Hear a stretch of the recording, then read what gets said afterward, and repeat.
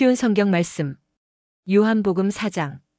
바리새인들은 예수님께서 요한보다 더 많은 사람을 제자로 삼고 세례를 준다는 소문을 들었습니다.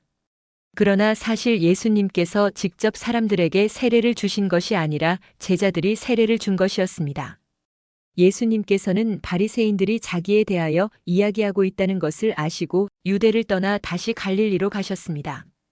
갈릴리로 가려면 사마리아 지방을 거쳐 가야만 했습니다. 예수님께서는 사마리아에 있는 수가라는 마을로 들어가셨습니다.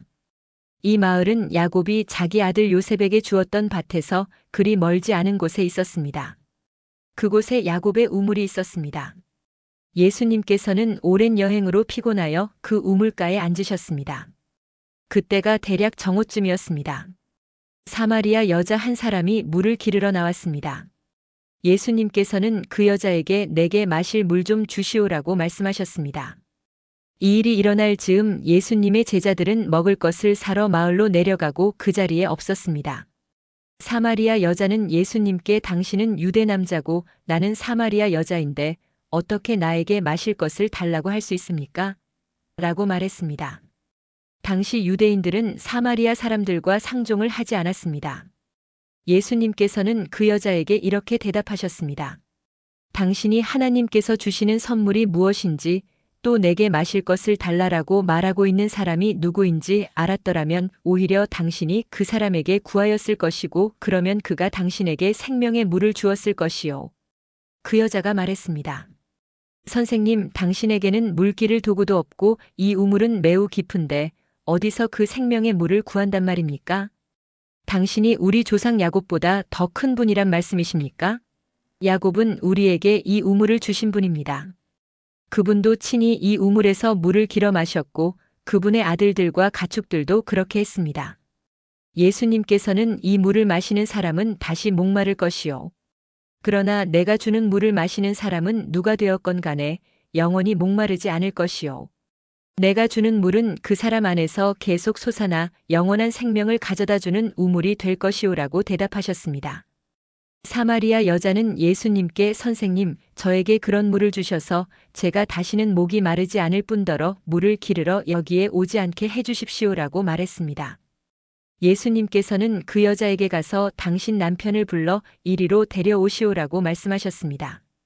그 여자는 예수님께 저는 남편이 없습니다라고 대답했습니다.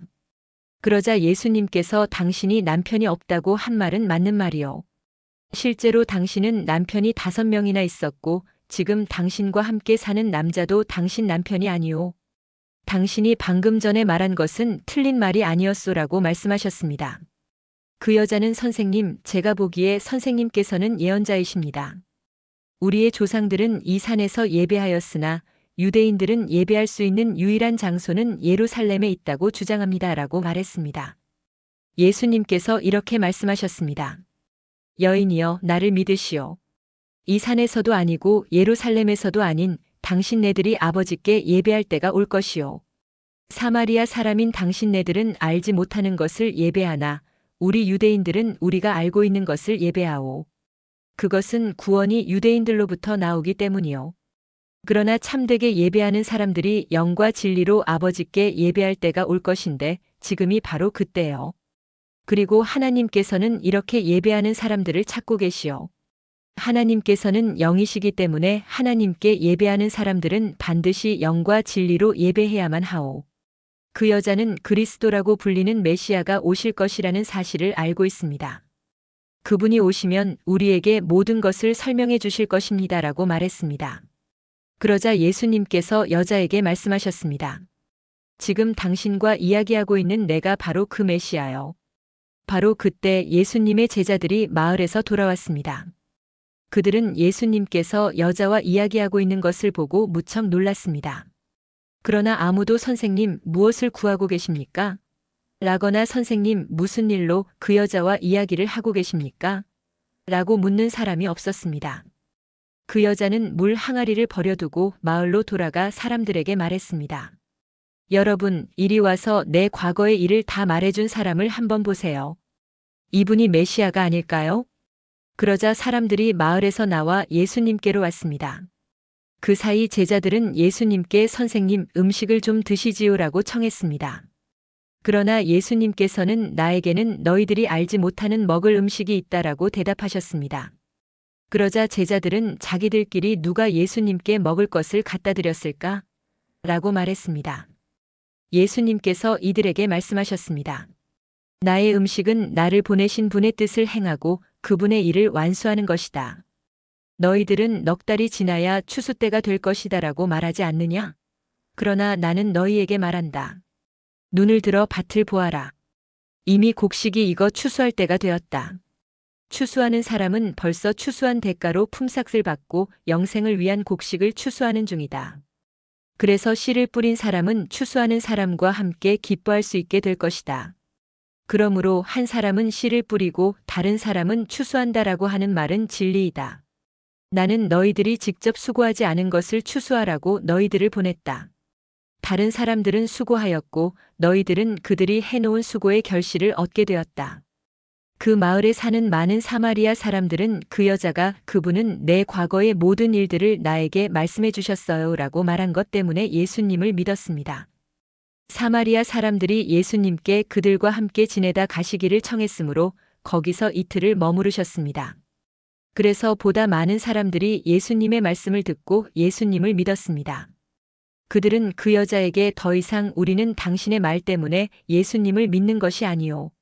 우리가 이제는 예수님의 말씀을 직접 들었고 이분이 참으로 세상의 구세주라는 사실을 알았기 때문에 믿는 것이오라고 말했습니다.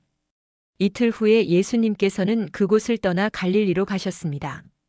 전에 예수님께서는 예언자가 자기 고향에서는 존경을 받지 못한다고 직접 말씀하신 적이 있습니다. 예수님께서 갈릴리에 도착했을 때 그곳 사람들은 예수님을 환영했습니다. 왜냐하면 그 사람들은 유월절에 예루살렘에서 예수님께서 하신 모든 일들을 보았으며 또한 자신들도 유월절에 그곳에 있었기 때문입니다. 예수님께서는 갈릴리 가나를 또 방문하셨습니다. 이곳은 예수님께서 물로 포도주를 만드셨던 곳입니다. 이곳에는 높은 지위를 가진 왕의 신하 한 사람이 살고 있었습니다. 그 신하의 아들은 병에 걸려 가버나움에 있었습니다. 왕의 신하는 예수님께서 유대 지방에서 갈릴리로 오셨다는 소식을 듣고 예수님께 찾아가 가버나움으로 오셔서 자기 아들을 낫게 해달라고 간청하였습니다. 그 신하의 아들은 거의 죽기 직전에 있었습니다. 예수님께서 왕의 신하에게 말씀하셨습니다. 너희는 표적과 기이한 것들을 보지 않으면 전혀 믿으려 하지 않는다. 그 신하가 말했습니다. 선생님, 제 아들이 죽기 전에 가버나움으로 오십시오. 예수님께서 대답하셨습니다. 가시오. 당신 아들은 살 것이오. 그 사람은 예수님께서 자기에게 하신 말씀을 믿고 집으로 갔습니다. 그 사람은 집으로 가는 도중에 자기의 하인들을 만나 자기 아들이 살아났다는 소식을 들었습니다. 왕의 신하가 자기 아들이 낫게 된 때를 묻자 하인들은 어제 오후 시무렵부터 열이 떨어졌습니다라고 대답했습니다. 아이 아버지는 그때가 바로 예수님께서 당신 아들은 살 것이오라고 말씀하신 그 시각과 정확히 일치한 것을 알고 자기와 그 집의 모든 사람이 예수님을 믿었습니다. 이것은 예수님께서 유대에서 갈릴리로 오신 후 행하신 두 번째 표적이었습니다. 오늘도 은혜 넘치는 하루 되시길 기도드립니다.